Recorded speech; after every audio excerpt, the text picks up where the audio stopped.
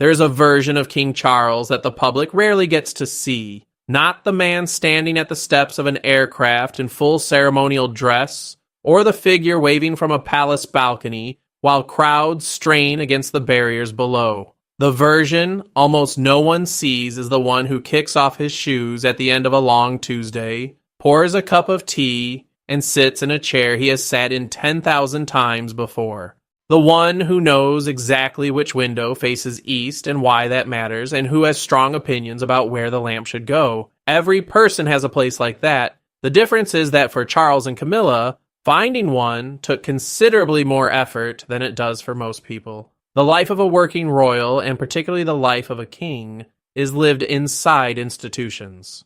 The palaces, the investitures, the garden parties, the engagements that arrive in the diary months in advance and cannot be moved without ripple effects across 3 departments. Buckingham Palace is less a home than a headquarters. Windsor Castle is more fortress than farmhouse, whatever its comforts. And the constant presence of staff, protection officers, and the low hum of official machinery means that privacy, genuine privacy, is something you have to construct deliberately rather than something that simply exists. Charles and Camilla have spent a significant portion of their adult lives doing exactly that construction.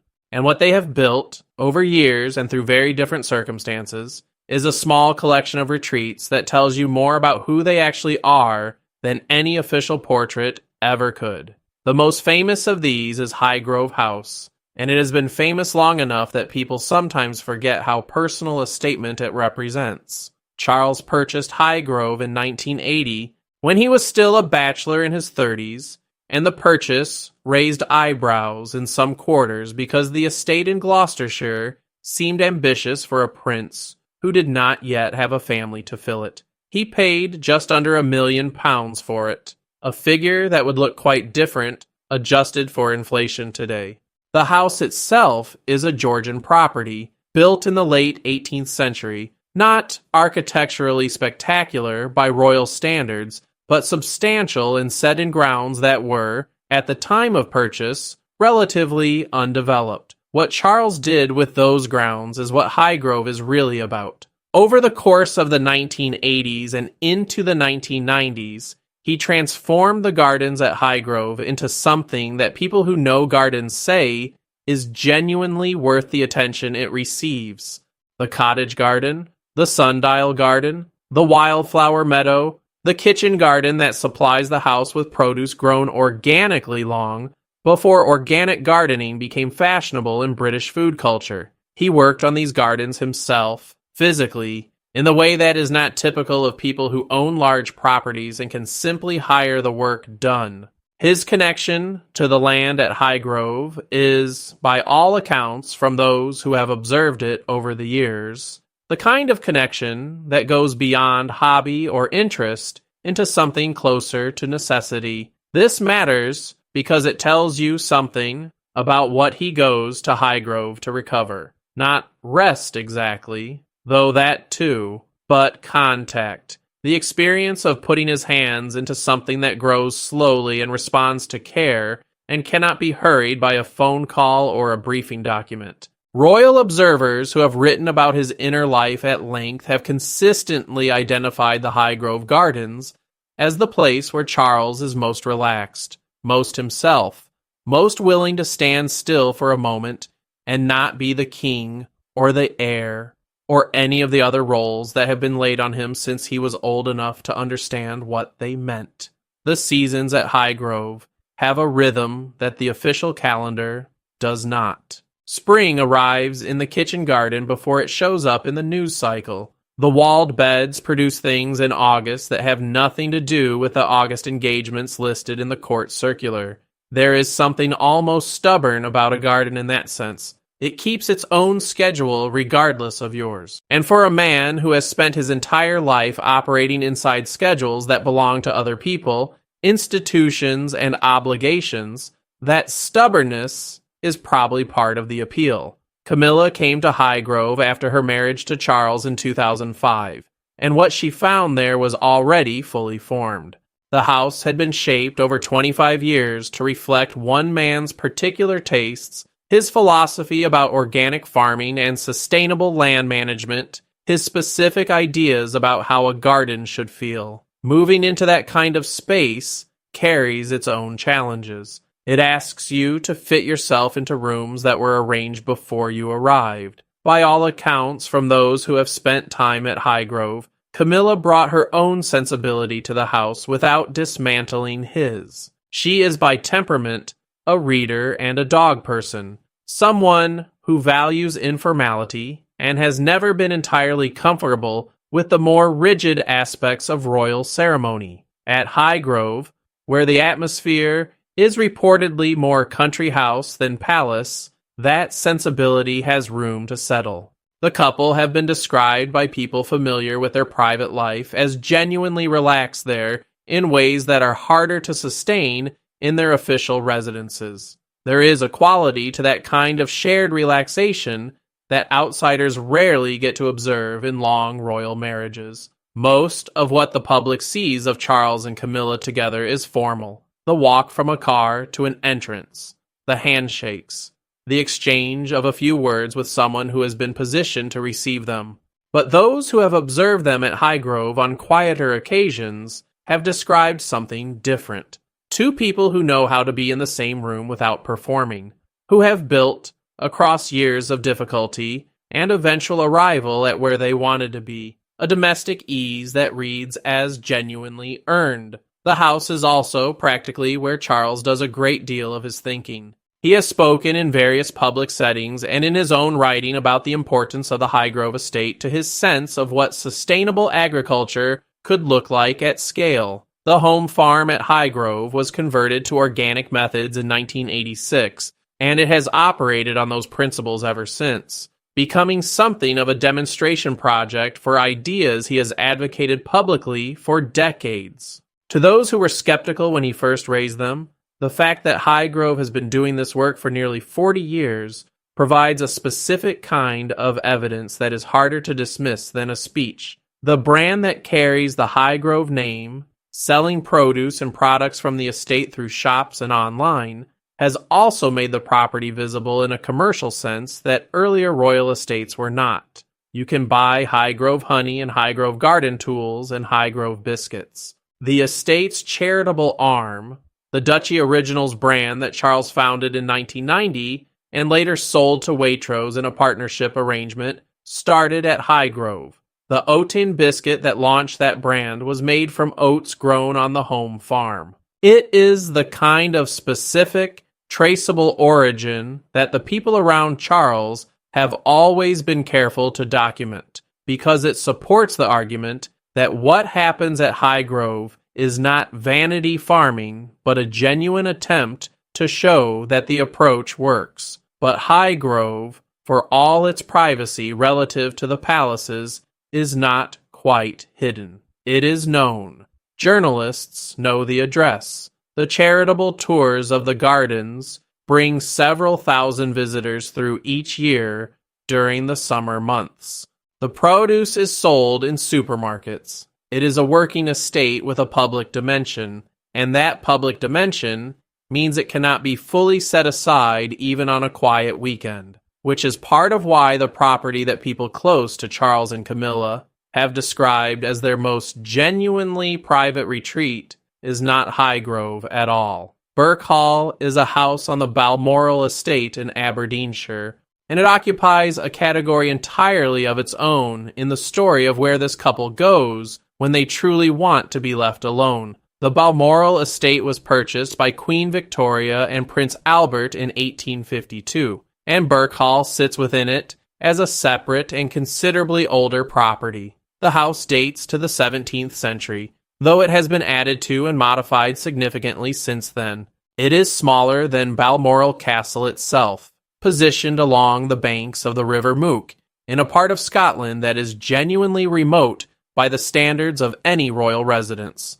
The surrounding landscape is Highland moorland, salmon rivers, and the kind of quiet that people who have spent their lives in cities can find either deeply restorative or quietly unnerving, depending on what they are made of. Charles was introduced to Birkhall as a child through his grandmother, the Queen Mother, who was given the use of the house by King George VI and became deeply attached to it over the decades she spent there. She was known to fish on the River Muick well into very old age, and Birkhall was where she retreated in the months following her husband's death in 1952. Those who wrote about her later life described Birkhall as somewhere she could grieve without an audience and at her own pace, away from the duties and the scrutiny that followed even a widowed queen mother through her days. Charles inherited that connection. He spent time at Birkhall from boyhood, and what it gave him was the particular gift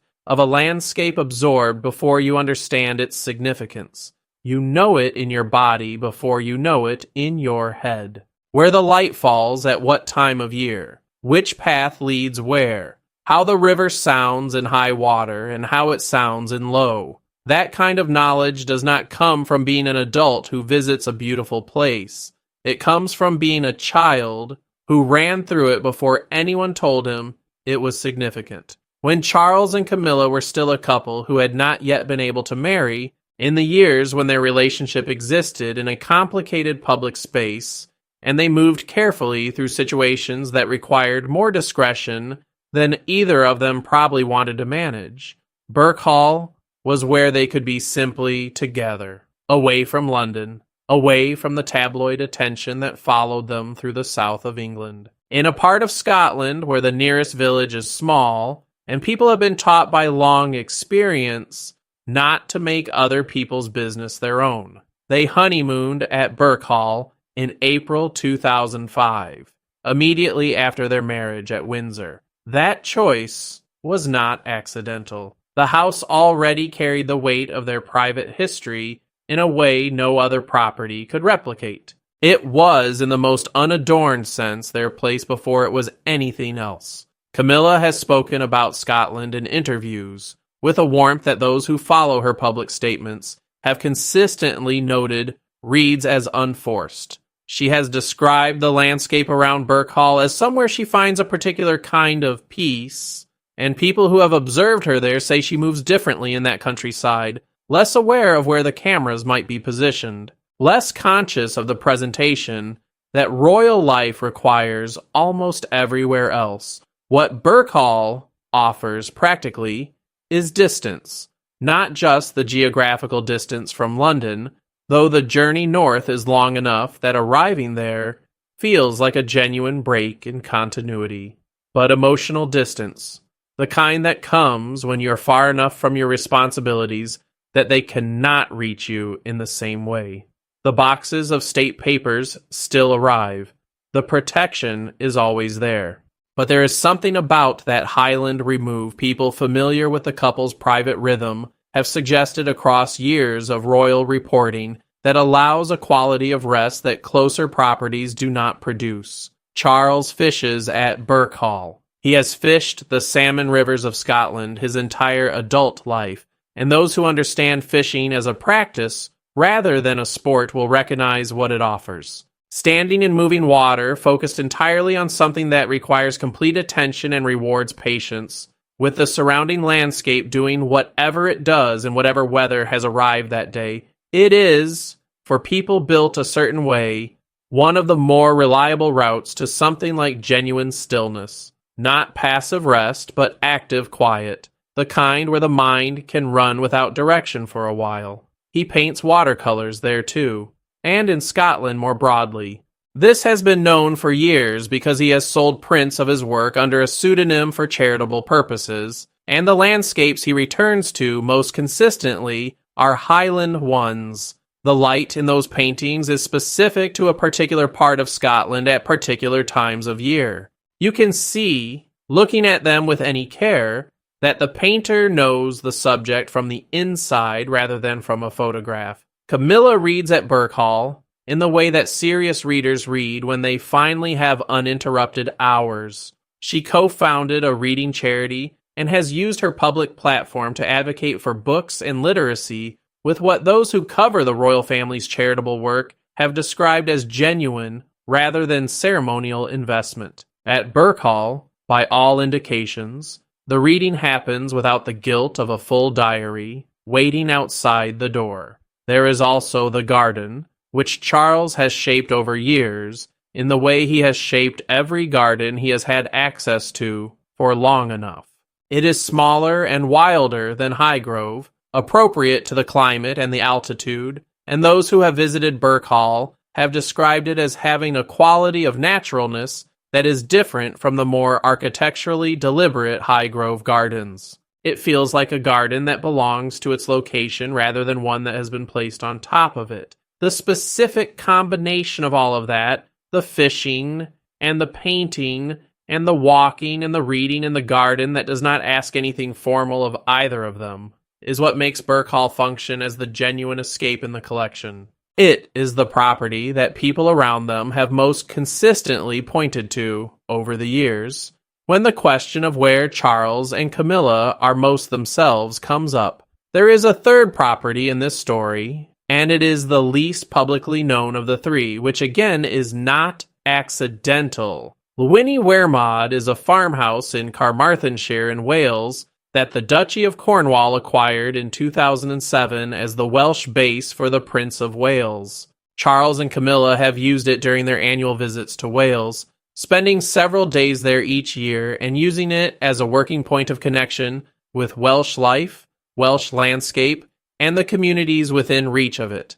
The house is genuinely a farmhouse. Not a farmhouse in the sense of a large country property that has retained the word as decoration, but a working agricultural building set in rolling Welsh countryside in a part of the country that does not attract significant tourist traffic and where the land is used in the way land in that part of Wales has been used for generations. When the duchy acquired it, the property was renovated with a deliberate attention to traditional Welsh materials and craft. The timber came from Welsh woodland. The building work involved craftsmen from the region.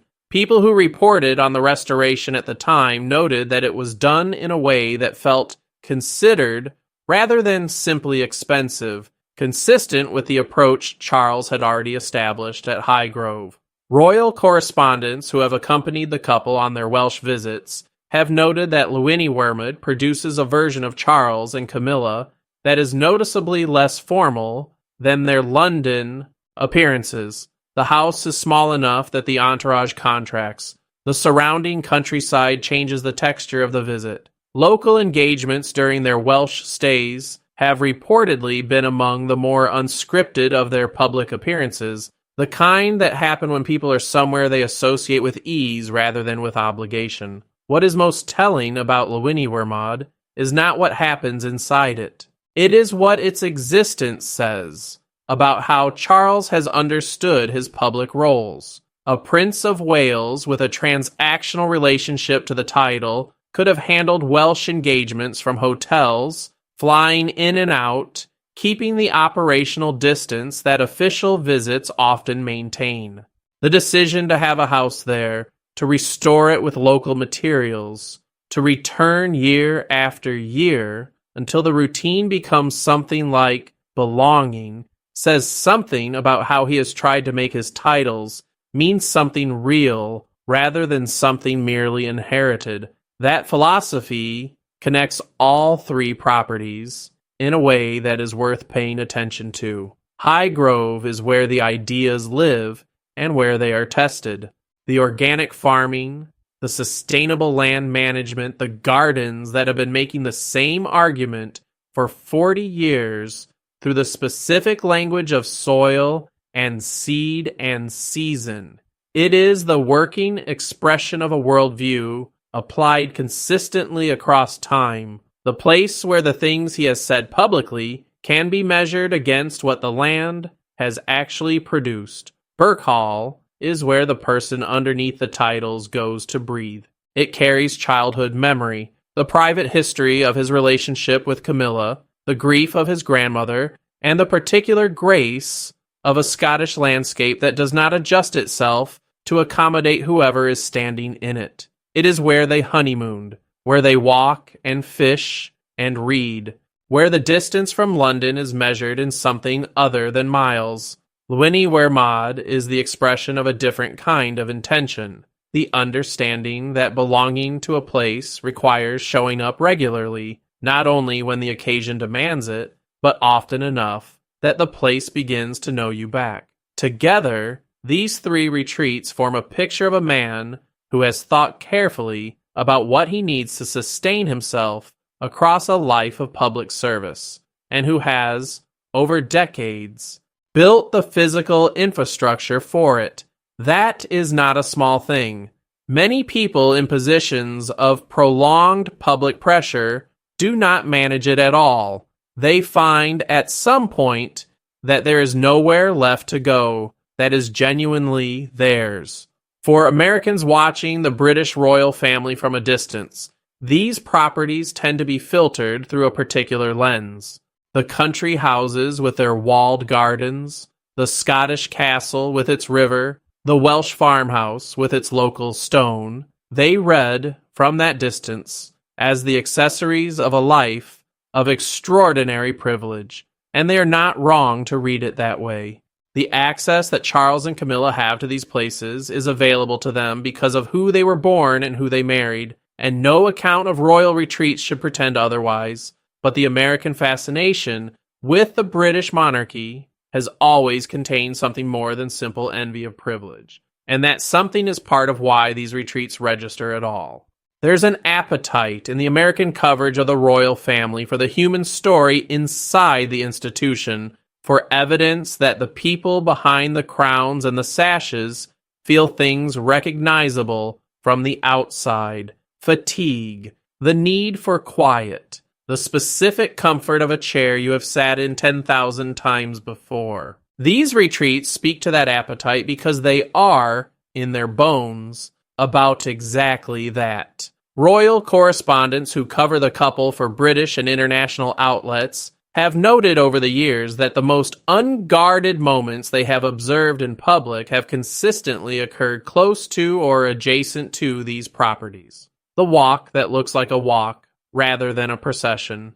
The conversation with a farmer or a local craftsman that runs longer than the schedule allows because Charles is actually interested in what the person is saying. The expression on Camilla's face when she steps out of a car at Birkhall and the Highland heir arrives. These are small things.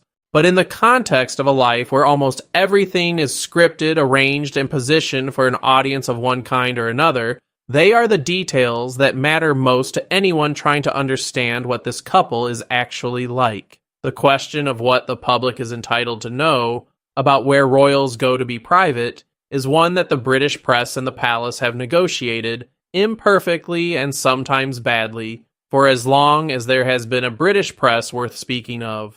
The intrusions that were common in earlier decades, the long lens photographs through windows, the staff who sold their stories, the surveillance that Diana described with considerable anguish in her own accounts of her private life, produced a culture of defensiveness around royal privacy that persists in a modified form today. Charles has been more willing than most members of the family to speak about some of his private habits, particularly those connected to the Highgrove Gardens and to his painting, probably because those habits serve a public purpose when he uses them to advocate for environmental causes. Camilla has been somewhat more open about her reading life than about other personal details, again because it connects to her charitable work. But the retreats themselves remain genuinely private in a way that very little else in their lives is. That privacy is partly practical. The security requirements for royal residences mean that exact locations and schedules are not publicized in advance, but it is also partly chosen. Charles, in particular, has argued publicly, in contexts ranging from speeches about press freedom to legal actions taken against tabloids over the years, that the erosion of private space for public figures has consequences that go beyond the personal discomfort of the individuals involved. A public servant who has nowhere to recover from public service, he has suggested in various forms, is ultimately less able to serve well. That argument has not always been received charitably by those who see royal privacy as a luxury purchased on public funds. The tension between the money the institution costs and the privacy that its members claim is one that has never been fully resolved and probably cannot be, given the fundamental contradiction at the heart of the monarchy's position: a family that is asked to be public symbols while also being allowed to be private people. What the retreats at Highgrove, Birkhall, and Llwynywermod represent in the end is one couple's attempt to manage that contradiction as honestly as their circumstances allow. Not perfectly, not without the privilege that makes it possible, but with a degree of intentionality that is, when you look at it clearly, more than many people manage with far fewer obstacles and far more freedom. There are mornings at Birkhall when the only sound is the river and whatever birds have decided the morning is worth announcing. And Charles is standing in the water, in waders, with his attention entirely on what he is doing. There are evenings at Highgrove when the summer garden holds the last of the light in a way that makes everything feel briefly suspended. There are afternoons at Llwynywermod when the Welsh countryside goes quiet in the way that countryside does when it is not performing for anyone. In those moments, the king is just a man in a place he loves. Whether that is enough to constitute the escape that most people take for granted in their own lives is a question no one around him has fully answered. But it is, by all available indications, the closest thing to it that the position allows. And for people who have spent their entire adult lives navigating the particular weight of being who they are inside the institution they serve, that may have to be enough. Not a complaint. Not exactly a consolation either. Just the specific shape of a life built inside limits that most of the world will never fully understand. And the 3 quiet places where, for a few weeks each year, those limits recede just far enough to let a person breathe.